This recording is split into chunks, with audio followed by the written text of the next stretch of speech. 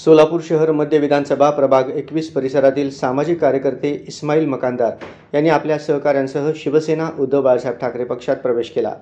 जिल्हा प्रमुख डॉक्टर प्राध्यापक अजय दासरी यांच्या संपर्क कार्यालयात आयोजित कार्यक्रमात त्यांना शिवबंधन बांधून पक्ष प्रवेश देण्यात आला।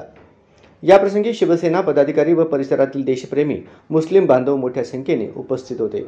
इस्माईल मकानदार यांच्या प्रवेशामुळे शहर मध्य विधानसभा परिसरात राष्ट्रप्रेमी मुस्लिम समाजात शिवसेनेच्या विचारांना नवे बळ मिळाले आहे।